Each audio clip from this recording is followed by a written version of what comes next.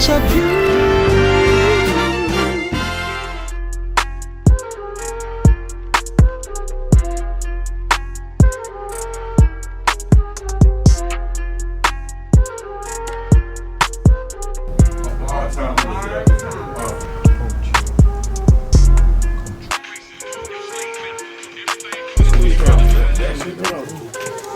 It's so good. Hey, thank you. A-Rod is getting on. All right. We hit the jackpot this time.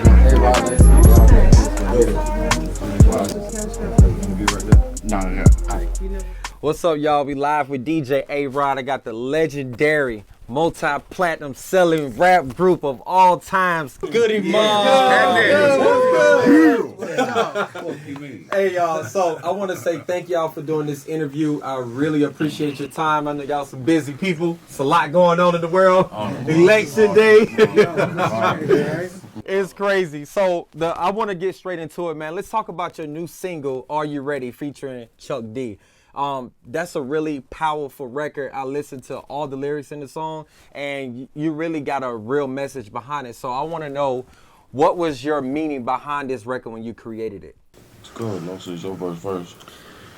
The song came about, believe it or not, it was the last song that we recorded for this project, entitled Survival Kit, November 13th, shameless plug. But anyway, to be serious, we had closed the project out. I just got through answering this question, so it's right on the Okay. So we just closed the project out, but I was going back through some tracks that were available that we didn't necessarily address. And I was like, I'm like, it's still it's something to this. You know what I mean? Right. So it had the energy, it had the urgency,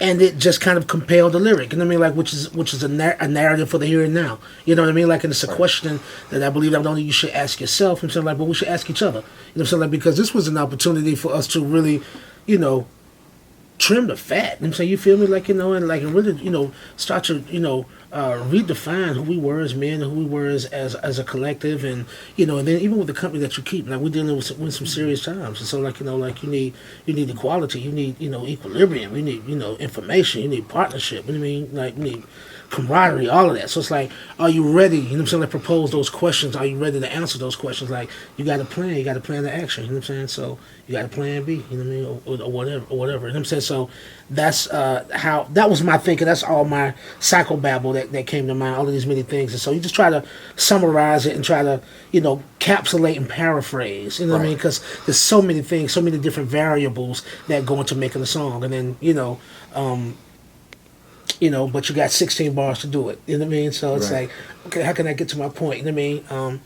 And that was it. So I started it off. I sent it over. This is one of the few songs on the project that we didn't record together. So sent it, and I'm like, I hope they like this, because I know we closed out. If they not with this, then it's all good. We good. You know what I mean? Right. But it woke everybody up again, so we re-engaged. Everybody put down on it, you know what I'm saying? And Cujo was able to leverage a very personal and dear relationship that he has with, the honorable Chuck D, who came and really blessed the situation, co-signed it, validated it to the 10th power. You know what I'm saying? So there you have it, man. And to answer the question, we are ready. I feel like it's a modern day fight the power anthem, so to speak. Yeah, I mean, it's an anthem because of what's going on. Speaking of what's going on, what does the Black Lives Matter movement mean to you all as men? The Black Lives Matter movement is, to me, as a man, I mean, I'm just going to deal with my color. You know what I mean? Right. And I'm going to deal with my city. I'm going to deal with what Goodie Mob has always dealt with, and that's us and how we treat each other. It's always been that we matter in our world, because if you look at it, the good die mostly over bullshit. You take one O away, is God is in every man of blackness. So for us personally, it's always been about Goodie Mob being here and being a vehicle and a tool for our people. Right. And that's the reason why we're gonna do a record like Are You Ready? Second record we're gonna do Frontline, because we standing on the front line every time we open our mouth about our people. So the Black Lives Matter movement, that's our life, that's our discography, that's our catalog, that's everything. That's Goodie Mob. Two things we're gonna always be pro-black and professional. I think we kind of had a movement before even the term Black Lives Matter, because we were 4 black men getting together to conduct business, Right. to where in a time to where they didn't think that black men could come together to do any damn thing. You feel what I'm saying? Right. So I think that the movement there started with us, if you want to say that, started with us in 94, 95, just getting together saying, well, hey man, let's see what we can do to get together. Us being 4 black men from Atlanta, Georgia, known as being in the South, know that we stereotype about not knowing nothing and about strip club music. Let's all 4 of us come together.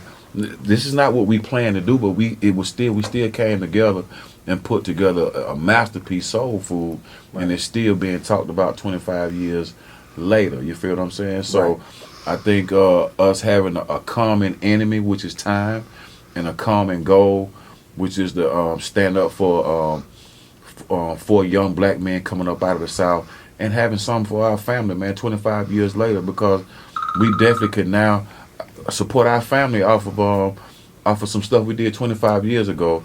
And that's kind of unheard of when you look at rappers from the North that came out a long time ago, to where you didn't know really anything about publishing or anything about streaming. So it's like we came in at a perfect time, being from the South, that we could learn about all those avenues on how we can, you know what I'm saying, keep sustain mobility in our family, man, and keep the legacy going, if you say. That's what's up. So, did you guys think your message would be as relevant as it is today from when you first came out? And, you know, when y'all formed the group in 1991, all the way to the classic albums that you guys have dropped, and your messages are still relevant in today's time. Did y'all think that it was going to be like this? Well, I would definitely say that was our goal. Right. You know, to be relevant later on in life, you know, 20, 30 years from now, hopefully people will still be able to relate to our music. Right. We definitely didn't make it, you know, not wanting that to happen. You know, whether we thought that would be a reality in ours, you know, I say we worked it into existence. You know what I mean? That's what I would say. You know, we grind this thing, you know, until we made it happen. You know, we made people, you know, understand that we had a message and we had something to say. You know what I mean? And we just continuously keep coming with consistent sounding music. You know, when we first started, well, actually when we first began the Soul Food Project, we didn't really have a true direction of where we wanted to go with our music. You know what I mean? We were actually put together. You know what I mean? Not put together inorganically, but it came together organically. And you know, we grew as a group. We grew into a group. You know, because initially it was just supposed to be me and Cujo, Gip solo, and CeeLo solo. You know what I mean? We were just coming together on that platform to get, you know, a deal done. You know what I mean? But it became bigger than just that, because we were 4 brothers from the same walk of life. You know what I mean? That just knew that we had more purpose than to just come together and just do something like that. You know what I mean? We knew, you know, that us together is power. You know, 4 black men working together. You know what I'm saying? Something that we defeating the odds. The odds against us staying together, being able to work together without no bull crap, you know, it's not in our favor. You know what I mean? But we work against it on a daily basis. You know, so you know, the good thing about Goodie Mob is that, you know, instead of us talking the talk, like it's almost like Gip say, people tell us all the time, you know, come speak at our school, come do this speaking engagement, do all this speaking and all that. I'm not really trying to be a politician, you know what I mean? I do music, you know, and I came in the game, we came in this because I enjoy rapping and I enjoy DJing, and that's that. You know, I'm not trying to be nothing other than that. Although, you know, our purpose became greater because we had something to say. You know what I mean? If we weren't saying nothing, then they wouldn't be studying us right now. It's a lot of groups that we can't even remember. It just came out 2 months ago. You know what I'm saying? And y'all already can't remember. So, you know, it's just, it's real. You know what I mean? It's a blessing that we still have a purpose and we're still relevant. You know, people say we were before our time. I say right now they're saying we're right on time. All Right. That's real. So my next question I want to ask y'all, if y'all wasn't doing music, what would you be doing right now? I be doing hair. Okay. Call me shampoo. All right. That's what's up. That's what it is. Shampoo. No. I ain't gonna say nothing negative. One other thing I enjoy. I don't know if I could be funny on purpose or be funny for a living, but I did think at one time I would want to be like a comedian or something. Okay. That's what's up. What about You see that? Sometimes. I can do it. Shit, man. I'd probably be fixing washing machine and dryers or some refrigerators and air conditioning, something like that, man. Yeah. What would you be doing? I'd probably be, man, definitely be the #1 golfer in the world. You know, I'd be playing golf, probably be running the PGA Tour right now. All those out there, you know, in the hip hop world, they golf. Come out at your boy Timo Good on some good stuff. You know, we could play for whatever, whenever, however, you know, wherever. So, Good. all right, that's what's up. What's y'all favorite song y'all like to perform? Man, I tell you shit. My favorite song I like to perform. It's a toss up. I ain't gonna lie, it's a toss up. It's between that Day on Dance No More Yeah. and that Black Ice. Golly. Real. You know what I was just about to say? I love both of those. I love to bag this guy up on this shit, man. Cause I'm like, hey Gil, we'll just do the hook for you. You ain't gotta even say the hook, but this shit just be it's just such a live ass song, man. We be coming in and out on the brother verse, man. Almost like on some real Run DMC type shit, man. That old school cold crush type shit. Those two songs right there, man. I mean, for me, it's others, but and then the other one was See You When I See You. I actually love performing that shit, man. It's a short song, Right. but it's nice and short to the point, man. Like, oh, We used to open up the show with See You When I See You. Okay, that's what's up. I also like doing I'm Set. I know that we don't do it as often Right. because it's kind of on one of our unsung kind of projects. And so, you know, but I love that record. It feels real good to me. What you say? Sesame Street. Sesame Street. I was listening to that on the way up here. Really? It's one of my favorite records. I would say Inshallah. Okay. All right.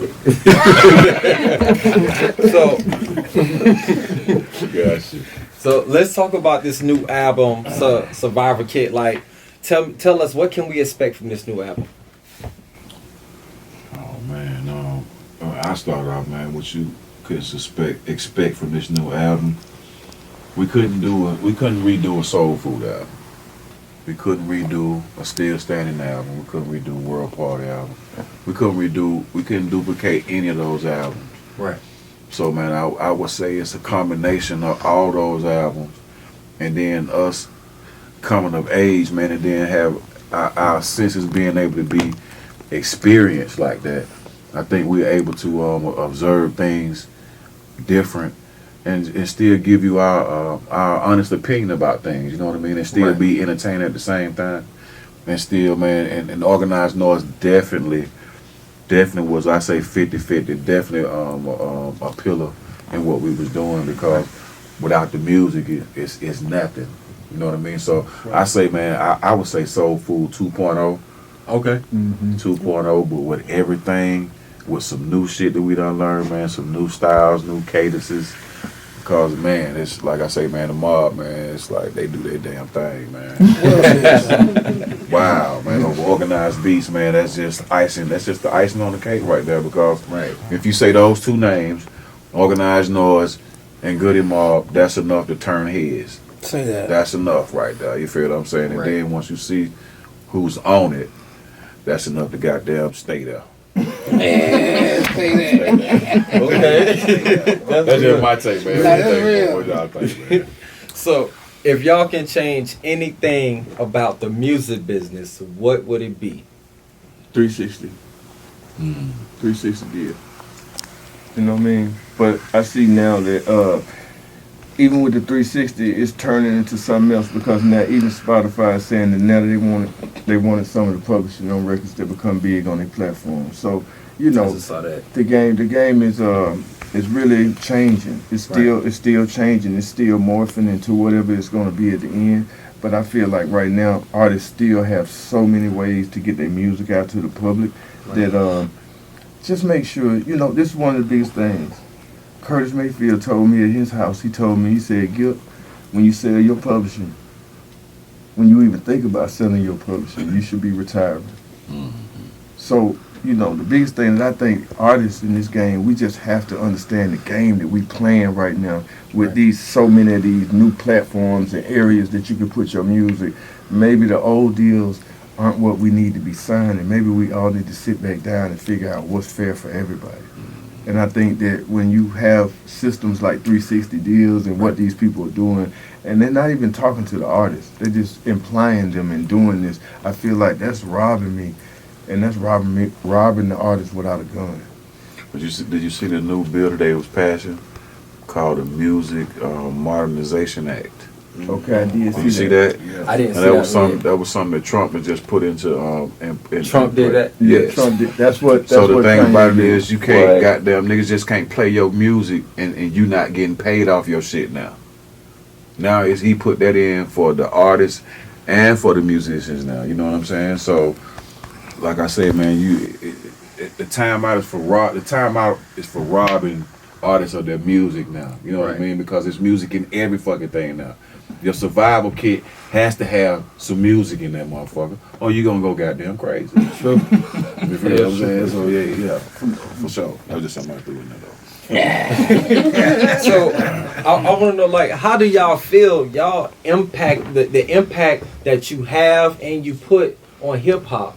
Like, how does that make y'all feel to change the world with your music? You know, after forming this group in 1991 and the success and the influence that y'all had over some really, really great artists in the game. Like, how does that make y'all feel? Like we the Beatles in the modern day. Modern day. And they won't say it until after we go. Wow. Say it with an English accent though. You know, we set the tone.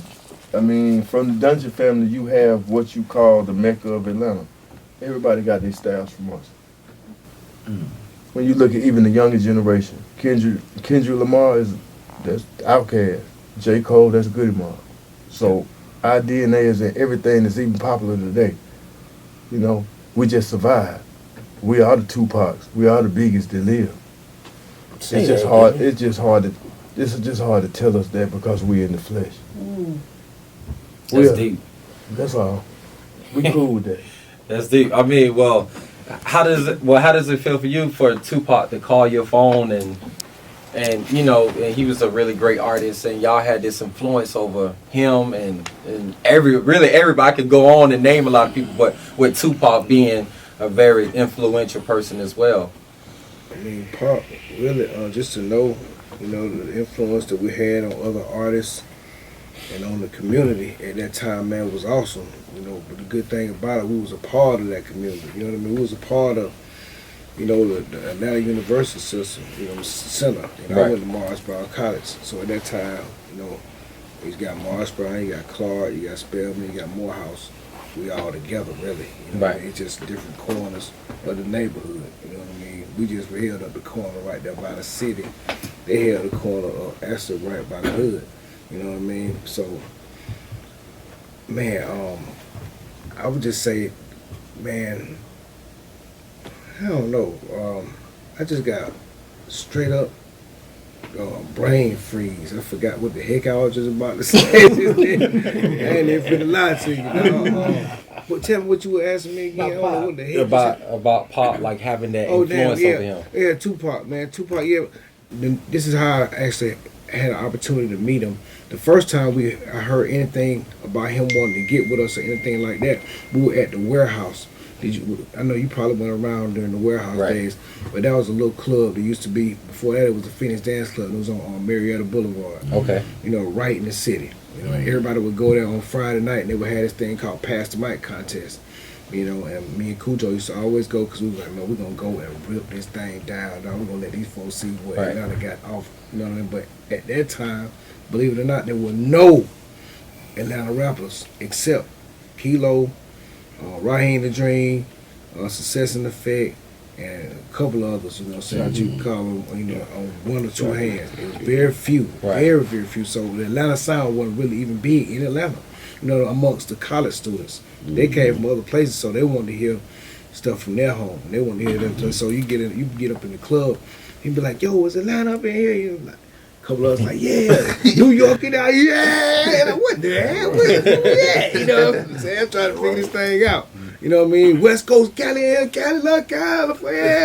So I mean, there were actually times, you know, we'd be in our own clubs in our own city, outnumbered. You know, I hated that. You know what I mean? I didn't like that. I'm like, how in the world we gonna be in our city like this? Man, what's up? What's up? So that was a drive for me with our music. You know what I'm saying? To make sure that we connect with people. But a young lady came up to me and Cujo one night before. I think Goodie Mob was about to perform. I know Goodie Mob was about to perform, and she said, "Yo, Pac want to get with y'all. Like he want to be in the Goodie Mob." I'm like, what? You know, I love Tupac in that song. I couldn't believe nothing like this was real. You know what I mean? So I'm like, how in the world he even heard of us? He in jail. You know what I mean?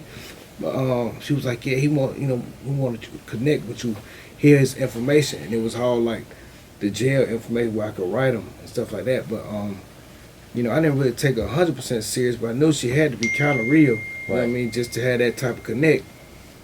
Come to find out, maybe like right as our album came out, and we were doing the Soul Train Music Awards. It was the first time I asked to saw him in person. You know, he came through the crowd, you know, almost like the song that he was singing, you know, the fatigues and all that with Big Suge behind him, everybody sweating, and you know, it looked like they just got into a scrap. He was like, yo, we just got to fight with the way y'all saw it depicted in the movie, it was just like that. Just like that, yes. We were walking through that thing. Right there. We were right there in that mix. You know, and it was just totally amazing, you know, that he came up, he was like, yo, he gave us a stack of these invitations. We got our 5 million platinum party tonight. Come on, man, party. And I'm like, I'm there. You know, I'm coming. So, you know, the night came. I said, I came to each one of their rooms. I said, man, let's go to the thing, man. Nah, I ain't finna mess with that, man. I ain't gonna get it. Nah, I ain't going to go to the room. Little chilling through I got a Caribbean queen. Yeah, the queen with him. He was chilling. I got something here with him. I'm relaxing. I said, dang, I got to go. I can't miss it. I got it. So I jumped in the Jeep. Me, Hank, and this man named Ron Bird rolled down there. Man, it was freezing cold. He had the top off. I'm like, oh God, I can't believe we're going through all this.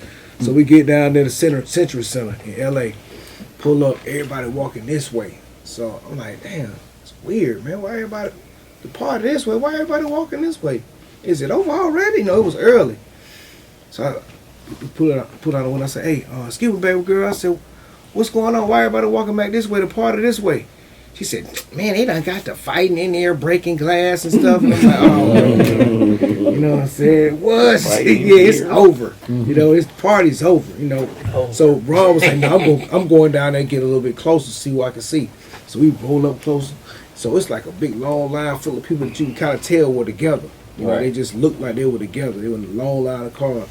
So Ron was like, I'm going to get in front of them. I said, man, you know, I don't really want to mess around out here on this West Coast. They shooting, you know what I mean? I do know they would shoot, ride, drive-bys, all that. I'm like, I'm going to be chill. I don't have my gun, so I can't compete with nobody that got a gun. You got it, man. I'm chilling. You know what I'm saying? So I'm just trying to maintain low-key. This joker pull up in the front, man. You see Suge not in the convertible. You see Tupac in the black convertible. Man, Suge say, Ron Bird say, hey, Suge! I'm talking about, man, when I tell you I want to melt down in my seat like this, I didn't know what to expect, man, because it was so many of these gangsters. It was so many people together. I didn't know what to expect. He hollered out, man, you'll never believe who I have in the car with me. I'm like, you know, it's me.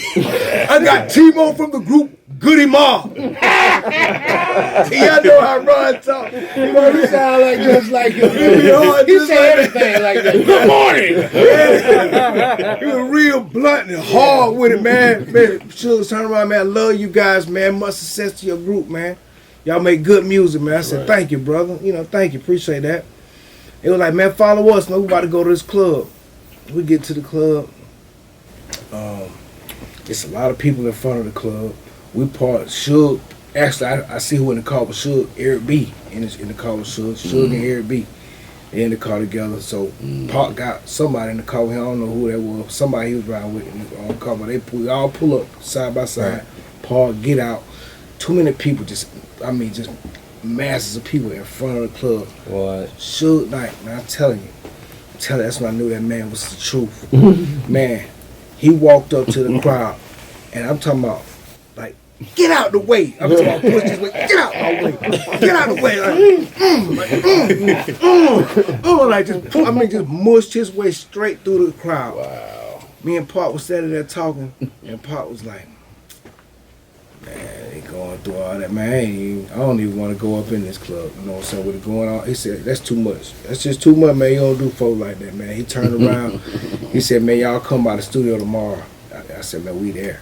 He said, come on, man, let's do something. Let's do a record or something. I said, man, let's do it. I'm excited.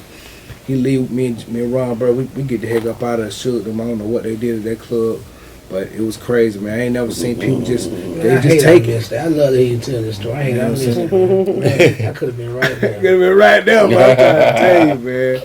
I swear it stuck right here, man. I see it every day. It was a club called a Sanctuary. That was the name of the club in L.A. Sanctuary. So, before we wrap this up, man, is there anything else that y'all would like to share with the people? Anything that you would like to address? Did you get to hear the album yet? Oh, I did. No, I only heard the single. Are you ready? I haven't heard. Okay. All right. Man, we appreciate the love and support, man, over the last 25 years, man. And, it's kept us in more ways than one. You know what I mean? We can't thank you enough. We're glad to be here, and we're glad to be in a place where we can continue on. And I think we've done just that. I think November 13th will prove that, you know, undoubtedly. Goodie Mob, Survival Kit. Please believe it. All right, that's what. Thank y'all for doing this interview. I appreciate y'all. Appreciate that. Thank you, man. Thank you. Love. Thank you. I know y'all got places to be, things to do. Can I get a picture with y'all before you go? See, look like you about to fly through the door. Reciting the makings of you.